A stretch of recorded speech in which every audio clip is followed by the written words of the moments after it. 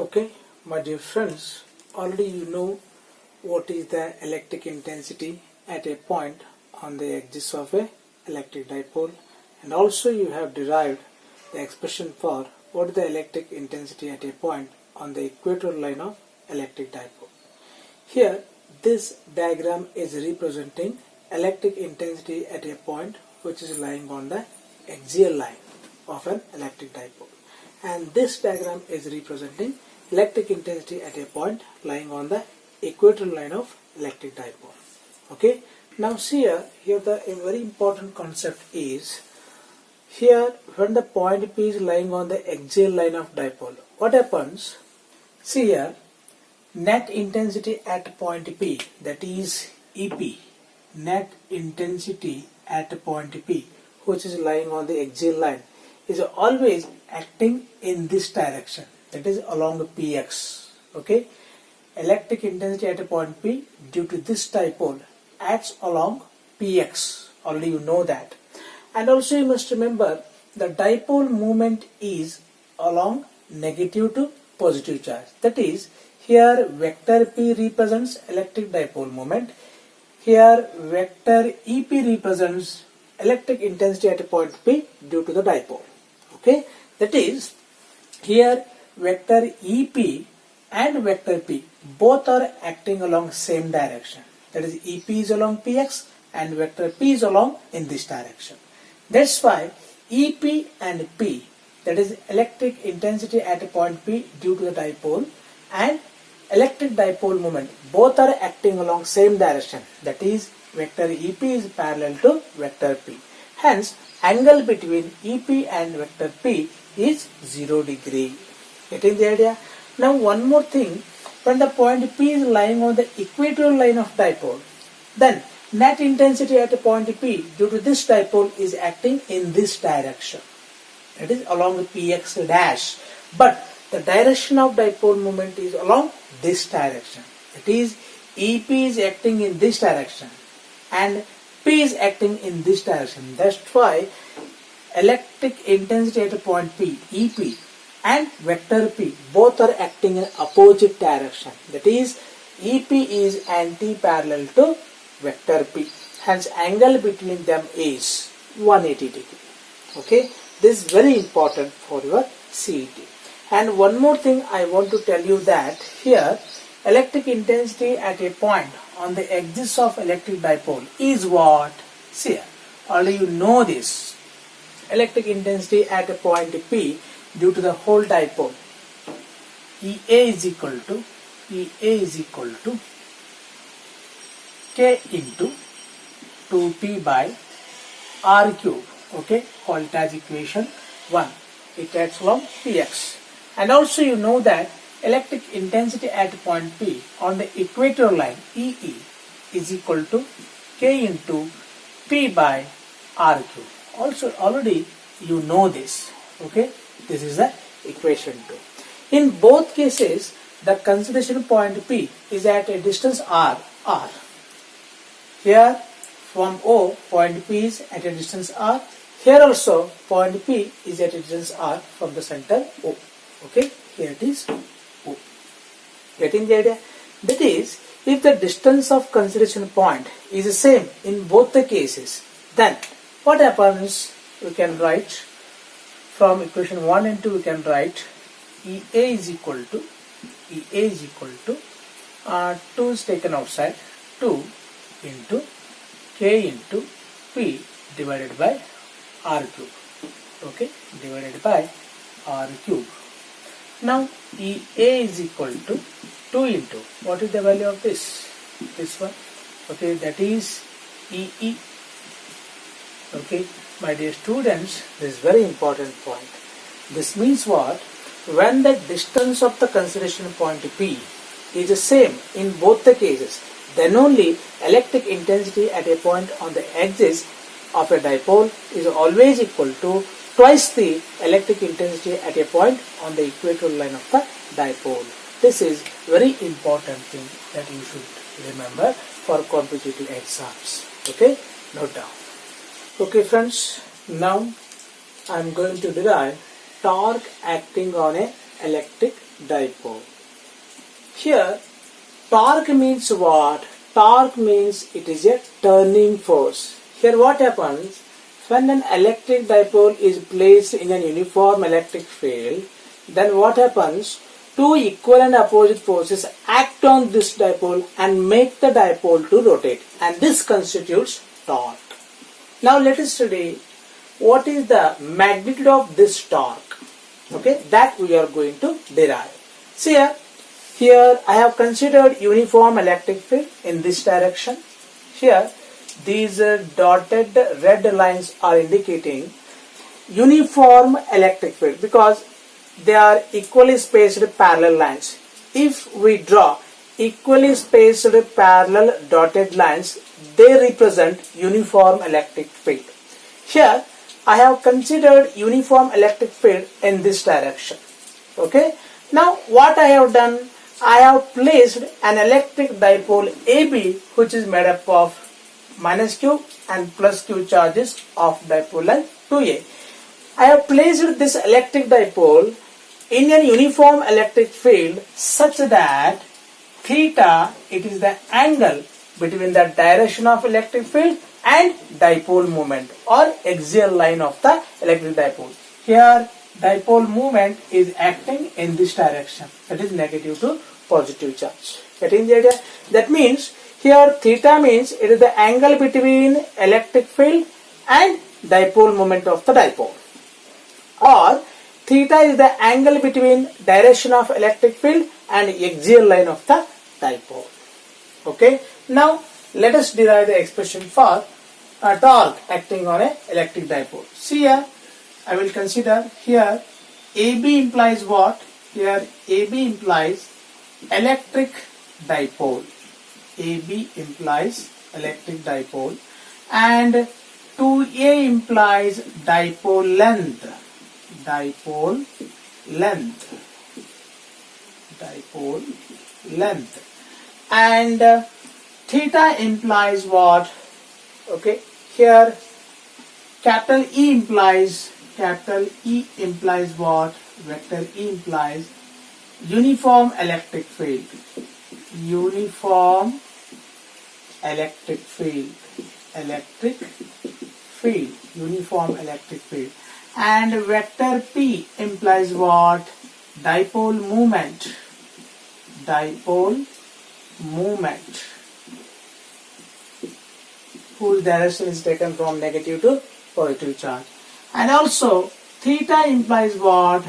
Angle between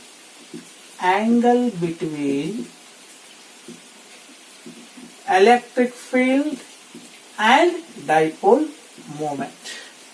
Okay. Now see here I have placed the electric dipole AB in an uniform electric field at an angle theta. Then what happens here? This plus Q experience the electrostatic force along the direction of applied electric field, that is in this direction. Getting the idea? In an electric dipole, two charges are there. One is negative charge and the one is positive charge, which are equal in magnitude. Here this plus Q charge experiences the electrostatic force along the direction of electric field. Say it is F. Okay. Since this force on plus Q is acting along the direction of electric field, it is taken as positive force.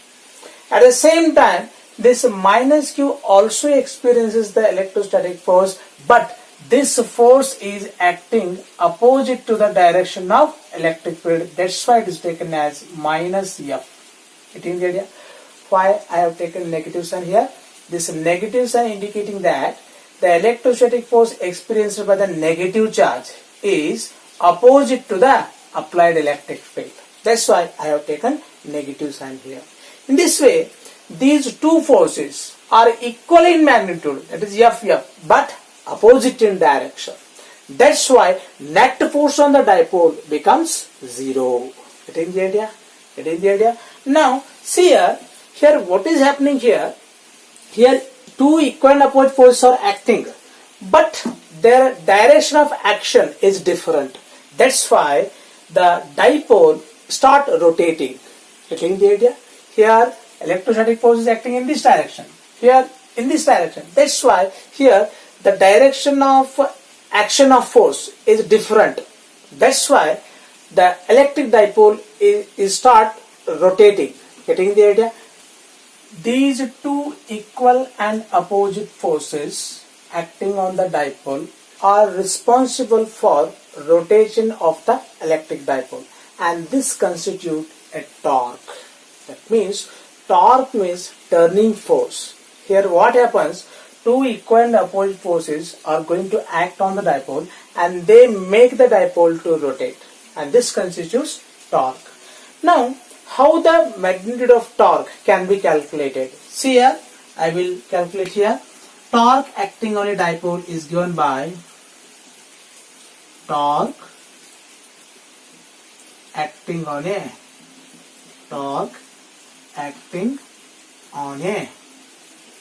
dipole is given by torque is equal to magnitude of either force, magnitude of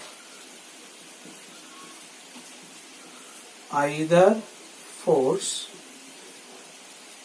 into perpendicular distance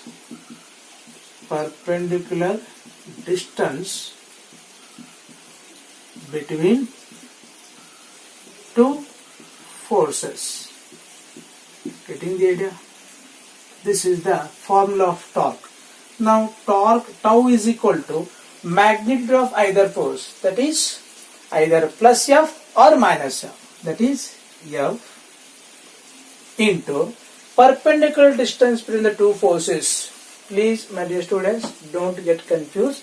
Here I will draw BC. Here BC, it is the perpendicular distance between the force plus F and minus F. Hence I should write here perpendicular distance between two forces, that is BC. Now what is the value of BC? F means what?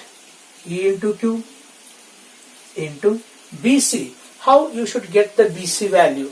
See here, from triangle ABC we have sin theta is equal to what? Sin theta is equal to opposite side, that is BC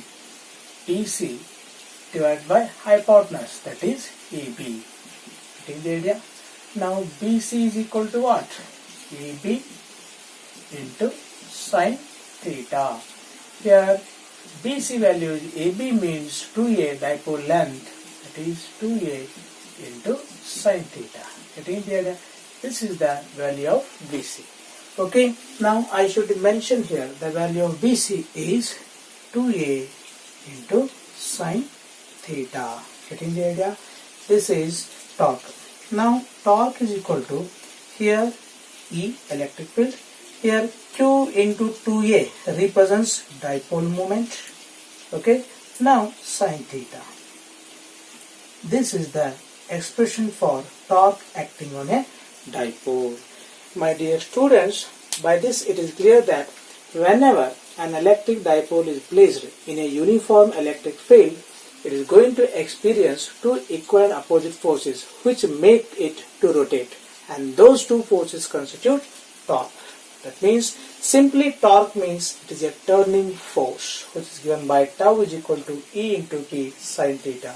Here tau means torque, E means electric field, P means dipole moment, and theta means angle between electric field and dipole moment.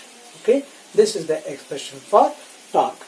Now in vector form you can write vector tau is equal to vector E cross vector P. This is a cross product of electric field and dipole moment represents torque. Getting the idea? Note down. Okay, my dear students, here one more thing you should remember, that if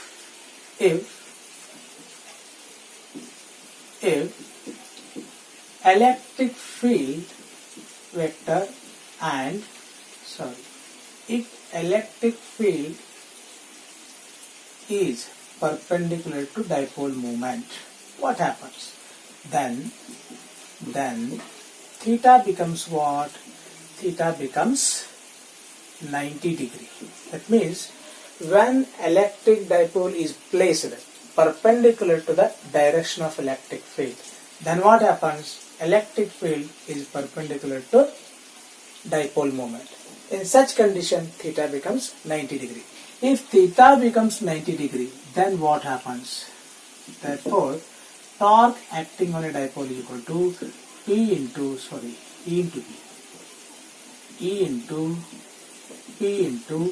sine 90 degree. Sine 90 degree. That means the dipole experiences maximum torque because sine 90 represents maximum value. That is, torque is equal to E into P into maximum value. Maximum value. Getting the idea? That means when an electric dipole is placed perpendicular to the direction of electric field, then what happens? It experiences maximum torque because in such condition theta becomes 90 degree. And one more thing you should remember, that is, if electric field is parallel to dipole moment, then what happens? Then theta is 0 degree. Therefore, tau is equal to P into E or E into P sine 0 degree. That is again 0. That means when electric dipole is placed parallel to the direction of electric field, when electric dipole is placed parallel to the electric field, then theta becomes 0 degree. Then no torque act on the dipole. Getting the idea? Now one more thing. If electric field is anti-parallel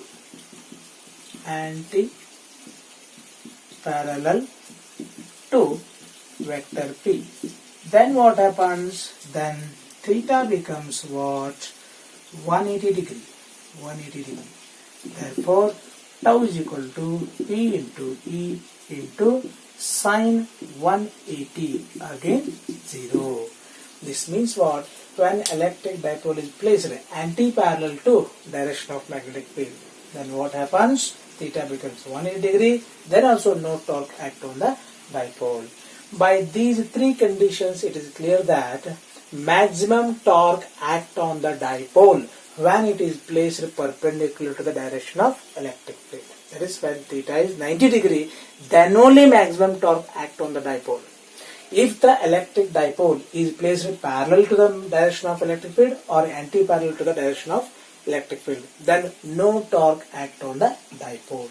These three conditions are very important when you are going to solve the problems. My dear students, now we are going to study what is the meaning of electric field lines. Here I will consider a source charge, that is capital Q column. Here it is our source charge. Since it is a source charge, it is producing what? Electric field around it. It is producing electric field around it. If I place a small unit positive charge in the electric field of this source charge, that is plus 1 coulomb of charge. If I place the 1 coulomb of charge in the electric field of this source charge, then this 1 coulomb of charge, if it is free to move, then it experiences the electrostatic force and gets repelled along this path. Getting the idea? And this path traced by the unit positive charge when placed around the isolated charge, point charge, source charge, and this path is called what? Electric field line. Getting the idea? If I place the plus 1 coulomb of charge here in the electric field of the source charge, then what happens? It gets repelled along this path.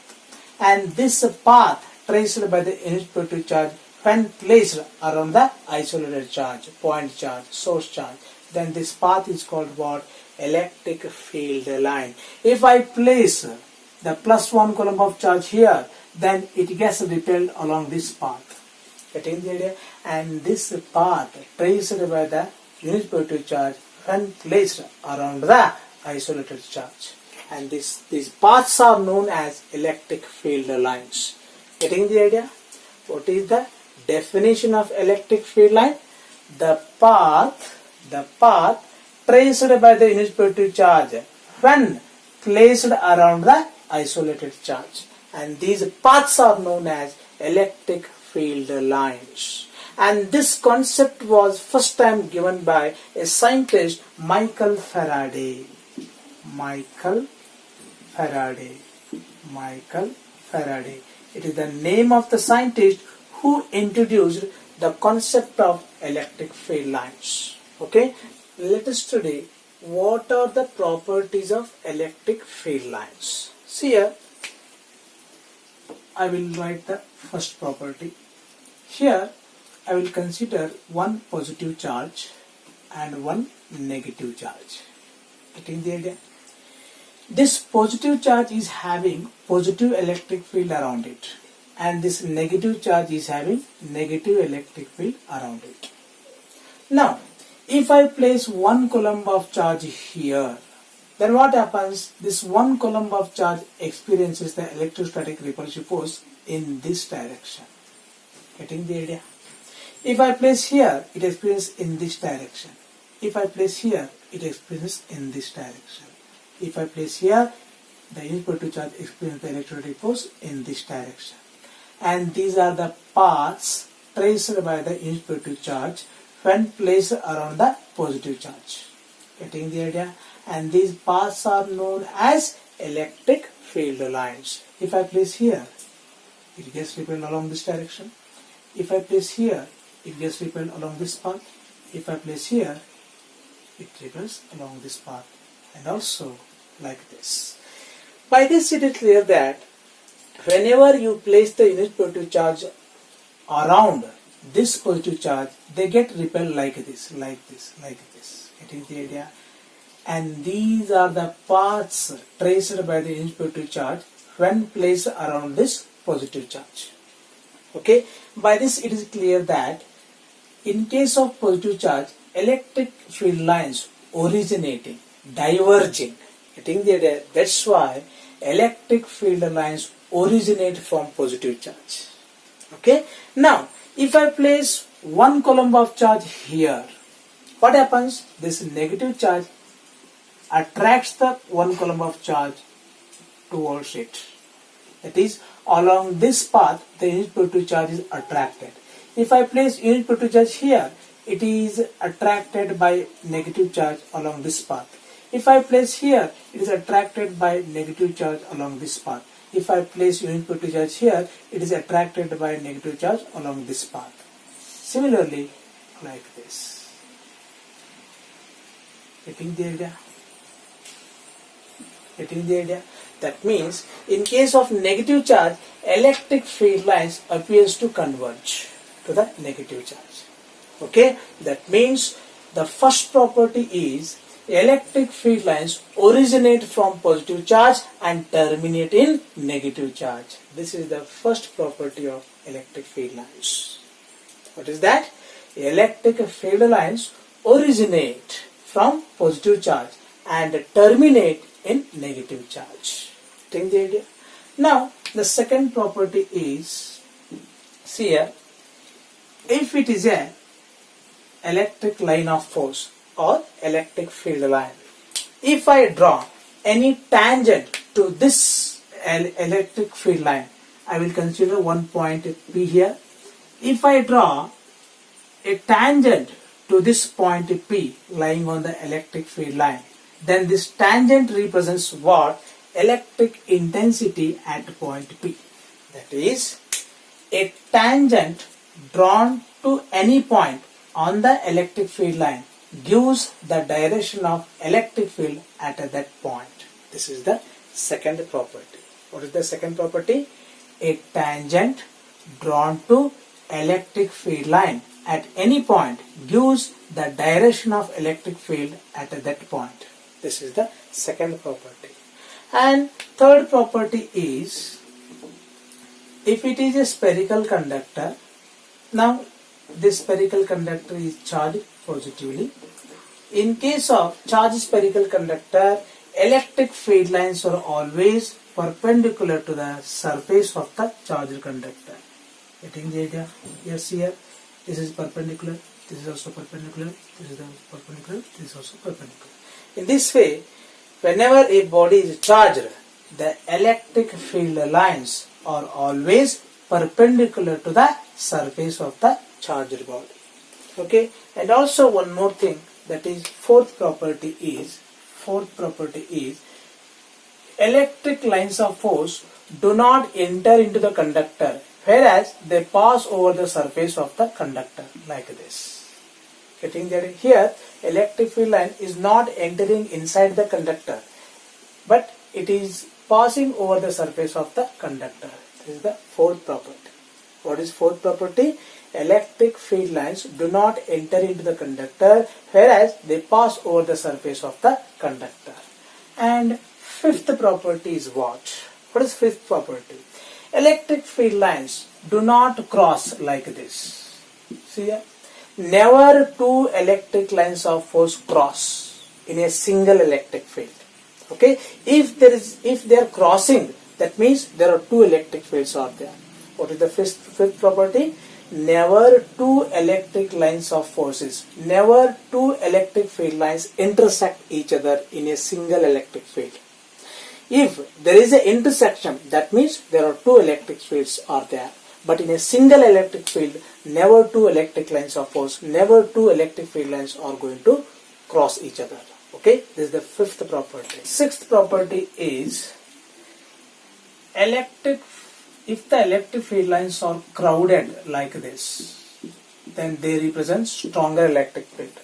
If electric field lines are spread out like this, and then they represent weaker electric field. If the electric field lines are equally spaced like this, it represents uniform electric field. That means electric field lines are crowded in the region of stronger electric field, and they are spread out in the region of weaker electric field, and they are equally spaced parallel lines in case of uniform electric field. Okay, and also the seventh property is electric field lines do not form closed loops like this. Okay, electric field lines, they are always like this, like this, like this, like this, but they do not form closed loops. Okay, getting the idea? And eighth property is electric field lines do not pass through neutral points. These are the 8 important characteristic properties of electric field lines. Now let me repeat them again. Properties of electric field lines. Electric field lines originate from positive charge and terminates in negative charge. A tangent drawn to electric line of force at any point gives the direction of electric field at that point. Electric field lines are always perpendicular to the surface of the charged body. Electric field lines do not enter into the conductor, whereas they pass over the surface of the conductor. Never two electric lines of force are going to intersect each other. If there is intersection, that means there is a two electric fields. But in a single electric field, never two electric lines of force, electric field lines do not intersect each other. Okay, electric field lines are crowded in the region of stronger electric field, and they are spread out in the region of weaker electric field, and they are equally spaced parallel lines in case of uniform electric field. Electric field lines do not form closed loops. They are always forming curves or straight lines. Okay, and end property is electric field lines do not pass through neutral points. Okay.